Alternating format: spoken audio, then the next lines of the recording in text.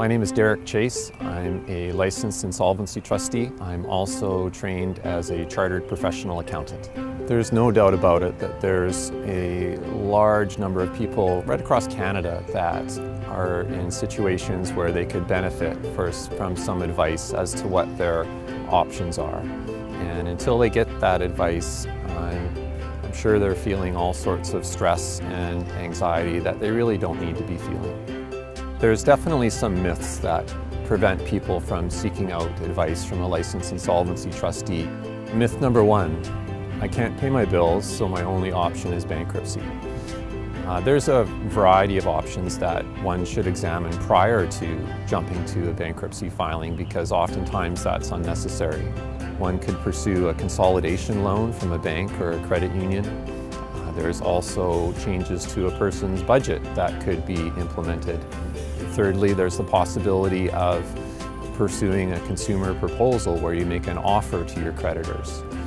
And bankruptcy protection is always the last option, the option that should be pursued if the other ones just simply won't work.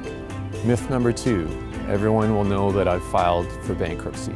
The only people that know that you filed for bankruptcy are the creditors that you owe, the federal government, and the licensed insolvency trustee. The rare times that you see advertisements in a newspaper pertain to situations that involve a company or where there's a large amount of assets to be dealt with. Myth number three, I will lose everything I have. I think that's a common fear that people have, but it's simply not true.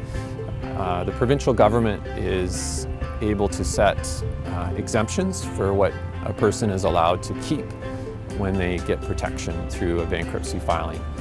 And a person is generally keeping most of what they have, including their household furniture and appliances, a vehicle up to $5,000 in value, tools of the trade, RSPs are mainly exempt, and equity in a principal residence up to $9,000.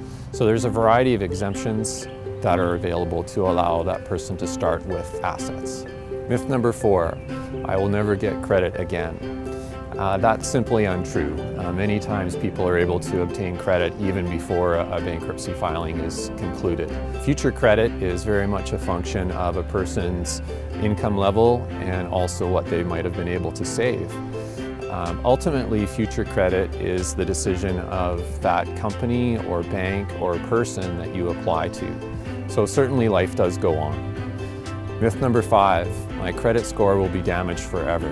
Your credit score will be damaged initially, but when you think about it, it can only get better after that process starts.